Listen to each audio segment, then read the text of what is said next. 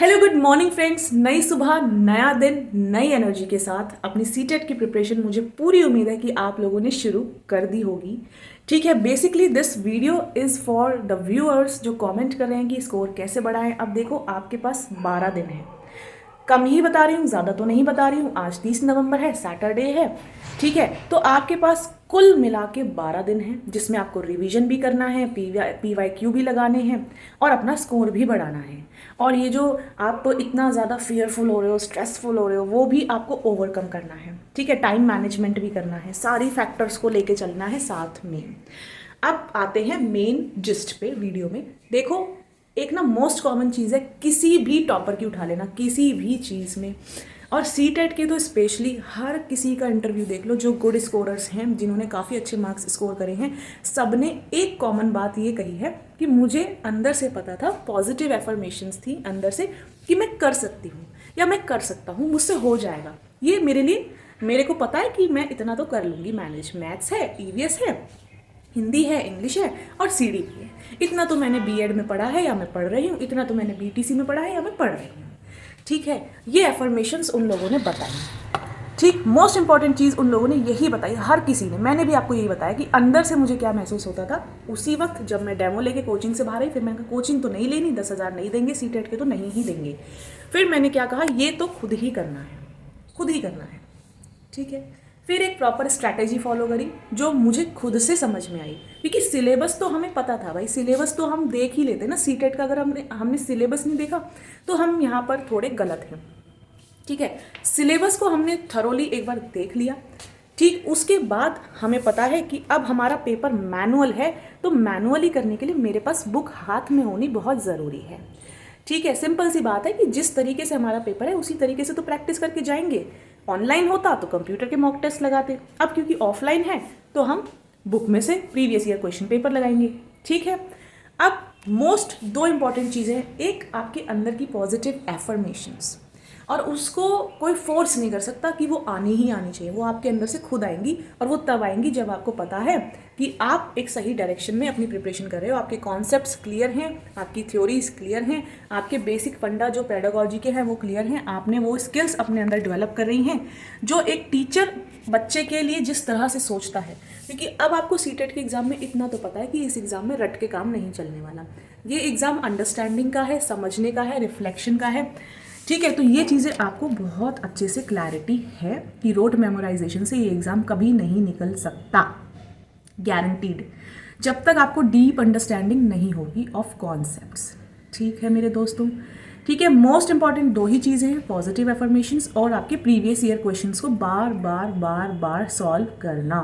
एक बार PYQ लगा लिया, 70 आ गए, नहीं, उसको रीएनालाइज करो, कहाँ गलती हुई, क्या गलती हुई, क्या ऐसे टॉपिक्स थे, क्या चीज़ थी, क्या मेरी स्ट्रेंथ रही, इस सब्जेक्ट में बहुत अच्छा स्कोर करा, इस सब्जेक्ट में कम रह गए, क्यों कम रह गए, या इसमें और कैसे बढ़ाऊँ, अगर 25 CDP में आए तो कैसे इनको 29 कर लूँ। ठीक है, ये चीज़ आपको पता चलती है एनालाइज करने से, PYQ को, स्ट्रेंथ्स, वीकनेस, ये सारी चीज़ें। ठीक, अब मेन पॉइंट पे आते हैं कि मार्क्स बढ़ नहीं रहे हैं, मार्क्स बढ़ाएं कैसे। मार्क्स आपके बाय प्रैक्टिस ही बढ़ेंगे। कितना भी कुछ भी कर लो, कोई भी दुनिया भर का मॉक टेस्ट लगा लो, कुछ नहीं है जब तक आप previous year question paper, main है, ये मेन है, जब तक आप PYQ को अच्छे से अटेम्प्ट नहीं कर रहे हो, अगर गलतियां हुई हैं तो उनको रीएनालाइज नहीं कर रहे हो, उसी PYQ को दोबारा नहीं लगा रहे हो। मुझे आप ये बताओ, आपके पास आज पूरा दिन है, पूरा दिन है।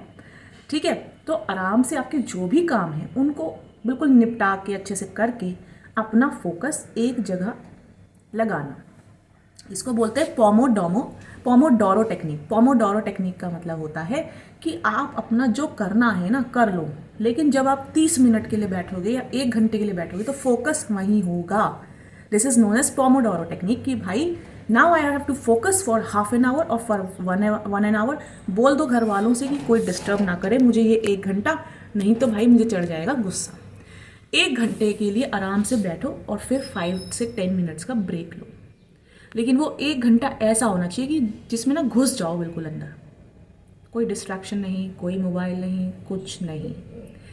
समझ में आई बातें?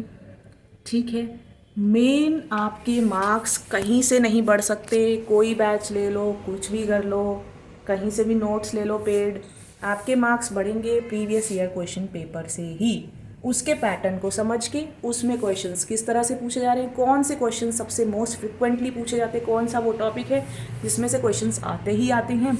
अगर आपने वो प्रीवियस ईयर क्वेश्चन पेपर को अच्छे से डीपली एनालाइज कर लिया ना, उसके पैटर्न को पकड़ लिया, यकीन मानो यार कोई नहीं रोक सकता आपको 120 प्लस लाने से। मैं कह रही हूँ 120 प्लस लाने से कोई नहीं रोक सकता। और बच्चे लाए हैं जो अभी जुलाई में जो एग्ज़ाम हुआ है उसमें भी मैंने पर्टिकुलर यही सिमिलर वीडियोस थे और बच्चों ने आकर के वापस कमेंट किया है। 112 नंबर तक लेकर आए हैं यार बच्चे, मुझसे भी ज़्यादा। मेरे तो 111 ही थे, मुझसे भी ज़्यादा नंबर लेकर आए हैं। फर्स्ट अटेम्प्ट में दोनों एग्ज़ाम क्लियर करे स्टूडेंट्स ने, दोनों एग्ज़ाम।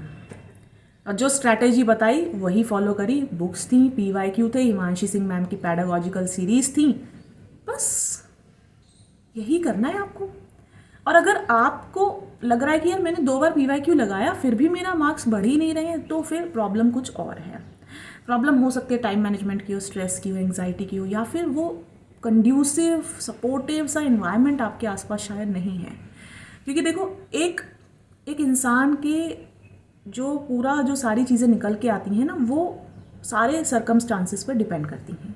ठीक है, अगर आपके घर में ही आपको सपोर्ट नहीं मिल रहा है, चीज़ें नहीं हो रही हैं उस तरीके से, तो यहाँ पे प्रेशर आ जाएगा। और जब यहाँ प्रेशर आ जाता है ना, तो मुझे ही पता है कि भाई हम ना सब कुछ भूल जाते हैं, कुछ अंदर जाता ही नहीं है, फोकस होता ही नहीं है।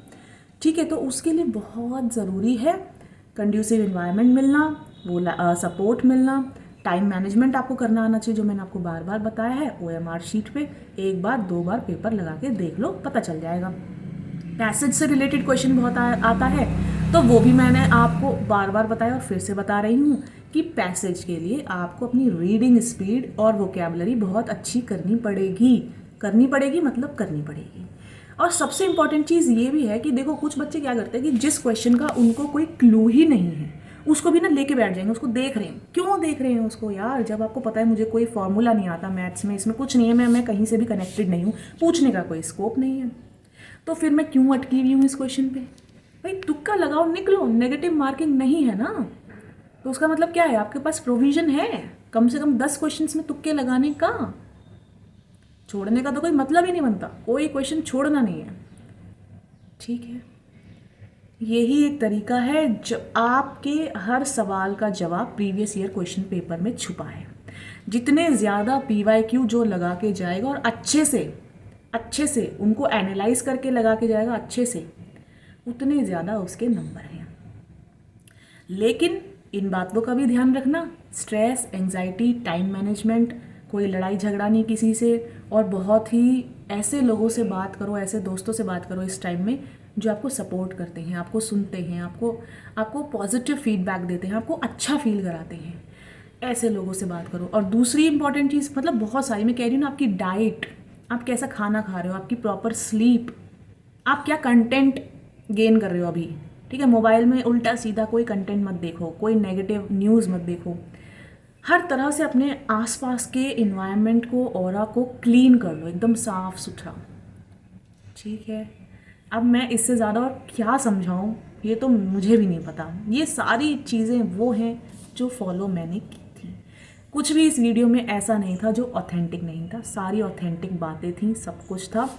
आप स्पेशली जिनको डर लग रहा है उनके लिए मैं एक ही बात कहूँगी कि हमारे बॉर्डर पे हमारे सिपाही हमारे देश की रक्षा के लिए, हमारे लिए अपना सुकून, अपनी नींद, अपना चैन खो के वहाँ खड़े हैं। तो आपको तो मेरे प्यारे दोस्त सिर्फ एक एग्ज़ाम देना है। ठीक है, और हमेशा अपने आप को ग्रेटफुल मानो, गॉड के प्रति फॉर्चुनेट मानो, लकी मानो। आपके पास बुक्स खरीदने के पैसे हैं, आपके पास फॉर्म भरने के पैसे थे, आपके पास यूट्यूब देखने के लिए भी मोबाइल अवेलेबल है, आपके पास तो सारे रिसोर्सेज हैं ना यार। लोग ऐसे हैं जो झोपड़ियों तक में उनके पास कोई रिसोर्सेज नहीं होते, पढ़ के टॉप कर जाते हैं। आपके पास तो सारे रिसोर्सेज हैं। अगर आपके पास सारे रिसोर्सेज हैं फिर भी आप बोल रहे हो कि नंबर कम आ रहे हैं, तो आपके एफर्ट्स में कमी है, इस बात को एक्सेप्ट करो। कहीं कुछ ऐसा है जो आप नहीं कर रहे हो, कोई एफर्ट्स में कमी है, कुछ पढ़ने में कमी है, या कुछ आसपास के माहौल में कुछ दिक्कत है। ठीक है, समझ में आई चीज़ें? तो अच्छे से अपने एग्ज़ाम की प्रिपरेशन करो, घबराना नहीं है, टाइम मैनेजमेंट कर लो अच्छे से, ठीक है। और चीज़ों को अब आप ना नई इन्फॉर्मेशन बहुत ज़्यादा डालने से अपने दिमाग में बचो। अब पहले आज का दिन ये डिसाइड कर लो कि जितना पुराना मैंने पढ़ा है ना, जितनी थ्योरीज, जितनी सारी चीज़ें मैंने पढ़ी, मैं पहले उनको पक्का करूँगी, पहले उनका रिवीजन करूँगी। तो पहले उनका रिवीजन कर लो, तब नया कुछ इन्फॉर्मेशन अपने माइंड में डालना। Got it? समझ आया? ठीक है, ओके। तो अब मैं आपसे ये उम्मीद कर सकती हूँ कि आप अपना 110% दोगे, ठीक है। मैं यहाँ सिर्फ आपको डायरेक्शन दिखाने के लिए हूँ, मेरा रोल कुछ नहीं है सिवाय गाइडेंस के। मेरा रोल सिर्फ इतना है, करना आपको है। जैसे खाना आपकी जगह मैं नहीं खा सकती, खाना आपको खुद ही खाना है। ऐसे ही पढ़ना आपकी जगह मैं नहीं कर सकती, पढ़ना आपको खुद है। एफर्ट्स आपके होंगे, चीज़ें आपकी होंगी, मेरी सिर्फ हल्की सी प्यारी सी डायरेक्शन है। अगर आपने समझ ली चीज़ें तो आप निकाल ले जाओगे, नहीं तो फिर कोई बात नहीं, ठीक है। प्यारे प्यारे दोस्तों, अपना ध्यान रखना, खुश रहो, मस्त रहो और रिलैक्स होकर जितने अच्छे से माइंड काम करता है ना। Okay, so bye bye, take care friends, have a good day and all the best for your CTET exam.